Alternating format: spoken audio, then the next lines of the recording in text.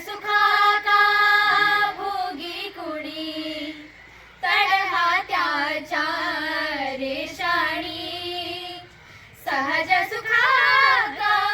भोगी कुणी स्वयंप्रकाशी तू तारा चैतन्याच्या गाभारा भरपंखातून स्वप्न उद्याचे भरपंखातून स्वप्न उद्याचे झेप घेरे पाखरा उजळून घे साध सरी सा पाणी सा मगर सरीसा मन मंदिरा ती जाने उजळून घे साधका मन मंदिरा